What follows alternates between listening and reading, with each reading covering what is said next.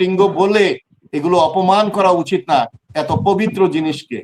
আজকে এই লিঙ্গ বলার সুযোগ তার থাকতো না, ভারতে বলেছিল। সুতরাং আজকে আমি মনে করি এই জুলাইকে যারা অপমান করছে তার প্রত্যেকটার হিসাব হবে, এবং অন্তত মানুষ যদি না পারে, আল্লাহ তো আছে, যে সৃষ্টিকর্তা দেখছেন যে এতগুলো মানুষ শহীদ হয়ে যাওয়ার পরে, এত ক্ষতি হওয়ার পরে আজকে এগুলোকে নিয়ে তাচ্ছিল্য করা হচ্ছে, এর ফল কখনোই ভালো হবে না। আজকে আমরা যেগুলো নিয়ে আলোচনা করেছি, এই 2000 যে মানে আমাদের হাজার হাজার লোক যে আহত, নিহত, শহীদ, হ্যাঁ, এরপরে এই যে শিশু মারা গেছে, অন্ধ হয়েছে, তারপরে আপনার ভ্যানের মধ্যে মানুষ পুড়ে মেরেছে, হেলিকপ্টার থেকে শিশু মেরেছে, তারপরে আমাদের আজকে এই আলোচনা করার কথা ছিল না। আমাদের আলোচনা করার কথা ছিল দেশ, নতুন বাংলাদেশ কিভাবে গড়ব।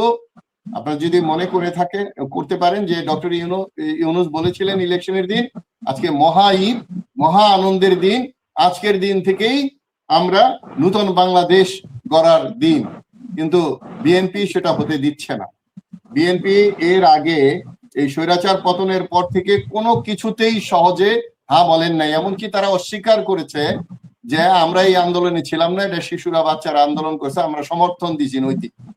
তারপরে আবার ওনারা আবার যে কোনো কথা আবার অনেকবার ঘুরিয়ে ফেলেন, এবং এই জন্য ওনাদের 70-এর বেশি বোধহয় বিদ্রোহী হয়ে দাঁড়িয়েছেন ওনাদের দলের মধ্যেই। তো আমি শুধু এই রিকোয়েস্টটা করব, আমি মনে প্রাণে চাই যে বিএনপি 5 বছর দেশটাকে পরিচালনা করুক, আমরা বিশ্বের কাছে একটু মাথা উঁচু করে দাঁড়াই। যে 2 দিন পর আজকে নেপাল এবং এই যে কি বলে এটাকে, শ্রীলঙ্কা, ওদের মধ্যে কোনো ঝামেলা নাই, ওরা দেশ গঠন করছে, কারণ ওদের মধ্যে সালাউদ্দিনরা নাই, ওখানে বিএনপি নাই, ওখানে নিজেরা মারামারি কাদা ছোড়াছুড়ি নাই। তো সুতরাং আমি মনে করি আজকের যে পরিবেশ ঘোলাটে করা হচ্ছে, সেটা বিরোধী দল যথেষ্ট কোঅপারেশন দেখিয়েছে, অনেক সহযোগিতা ওনারা করেছেন, ধৈর্য ধরে বসেছেন। আমি অভূতপূর্ব সংসদ দেখছি এই 2 দিন, যেরকম সংসদ দেখেছি আমি এই 54 বছরে এত সুন্দর, এত শিক্ষিত লোকের সংসদ দেখি নাই। তো সুতরাং আমার মনে হয় আজকে জনগণ যে প্রশ্নগুলো করে, সেই প্রশ্নগুলোর উত্তরও খুব পরিষ্কার ভাবে পাওয়া যায় না। তো যাই হোক, আমাকে যিনি প্রশ্ন করেছেন উনি সংবিধান এবং আদালতের দোহাই দিয়ে যেগুলো করা হচ্ছে তো আওয়ামী লীগও করতো, এই কথাগুলো আমি বলেছি। আপনাদের মনে রাখতে হবে যে যখনই কেউ সংবিধান দেখায়, তাহলে বলতে হয় সংবিধানটা মানুষের জন্য না, মানুষ সংবিধানের জন্য। তো সংবিধান দিয়ে মানুষকে শাসাইলে তো হবে না, সংবিধান প্রয়োজনে পরিবর্তন হবে। সংবিধান তো নাই অনেক দেশে, এই জন্য আপনারা এই যে সংবিধানে তো নাই, আজকে সালাউদ্দিন সাহেব ওখানে এমপি হতে পারেন না সংবিধান অনুযায়ী, আজকে সংবিধান অনুযায়ী উনি শপথ নিতে পারেন না, আজকে সংবিধান অনুযায়ী উনি সংসদের মাইক ব্যবহার করতে পারেন না, আজকে সংবিধান অনুযায়ী ওনারা যা বলছেন তা বলতে পারেন না ওখানে গিয়ে, আজকে সংবিধান অনুযায়ী ওনারা স্পিকার বানাতে পারেন না, বিরোধী দল মানে সংসদীয় নেতা বানাতে পারেন না। আপনারা যদি সংবিধানই মানেন, প্রেসিডেন্টকেই মানেন, তাহলে এখন প্রধানমন্ত্রী তো শেখ হাসিনা, তাহলে ওনাকেই না বসান। তো সুতরাং এই বুঝবাজি মানুষ কিন্তু বোঝে। আমি বিনীতভাবে অনুরোধ করছি, আমি দেশবাসীকে বলছি, আবার যেন রক্তপাত না হয়, আবার যেন রক্তপাতের দিকে মানুষকে ঠেলে না দেওয়া হয়। কে কি জন্য, কিসের জন্য, কার স্বার্থে এগুলো করছে সেটাও আপনাদেরকে বুঝতে হবে। সুতরাং আমি মনে করি যে আজকে শেখ মুজিবের ছবি তো থাকার কথা সংবিধান অনুযায়ী, কোথায় সেই সংবিধান শেখ মুজিবের ছবি? এটা তো সালাউদ্দিন বলেন না, তখন তো আবেগের কথা বলবেন যে আবেগে বলতেছি আমি। সংবিধান এটা তো আবেগের কথা না, এটা তো নামাতে হলে তার একটা সংবিধান সংশোধন দরকার। সংবিধান সংশোধন না করেই ওনারা নির্বাচনে আসলেন, সবকিছু করলেন, হালুয়া রুটি খাবেন, জনগণকে নিষ্পেষিত করবেন, কিন্তু ওনাদেরকে বলা যাবে না কিছু। আমি মনে করি এটা একটা পানি ঘোলাটে করা হচ্ছে, এবং এর জন্য দায় দায়িত্ব আওয়ামী লীগ যেমন নিয়েছিল বিএনপিকে নিতে হবে। কিন্তু আমরা কি চাই যে আবার শহীদ হোক মানুষ? আমরা কি চাই আবার হত্যা করা হোক? কিন্তু একটা জিনিস আমি দ্ব্যর্থহীন ভাষায় বলতে চাই, যে আর কোন সরকারের পিছনে সশস্ত্র বাহিনী এবং আইন শৃঙ্খলা বাহিনী গিয়ে আপনাদের পাশে দাঁড়িয়ে গুলিয়া করবে না বাংলাদেশ, এটা আমি গ্যারান্টি দিতে পারি। বরঞ্চ সীমান্ত রক্ষার জন্য কাস্তে হাতে জনগণ দাঁড়িয়ে যাবে। তো সুতরাং শেখ হাসিনা যা করতে পেরেছেন, অন্য কোন দল এসে তা করতে পারবে না, কারণ উনি দীর্ঘদিনে করেছেন এটা। তিনবার ভুয়া ভোট দিয়ে ক্ষমতায় থেকে এগুলো তৈরি করেছিলেন।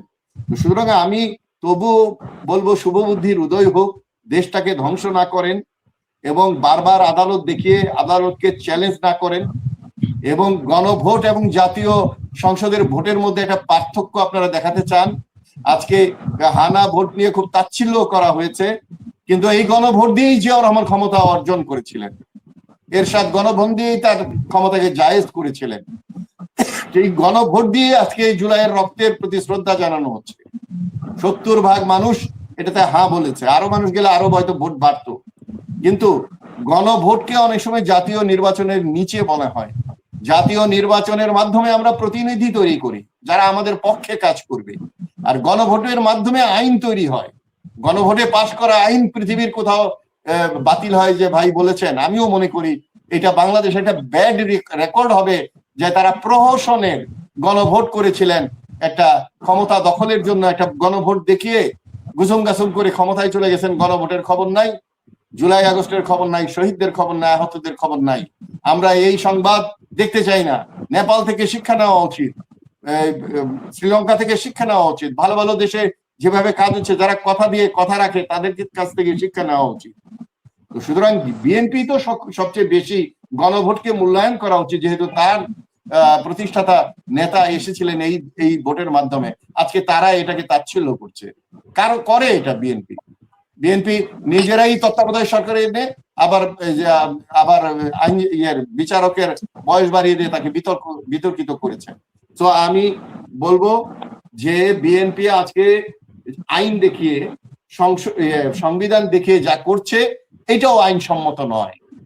যিনি বলছেন এই সংবিধানকে মূল্যায়ন করতে হবে, উনি ওই সংবিধান দিয়ে আসে নাই, উনি ওই সংবিধানে আমাদের 26-এর নির্বাচন নাই।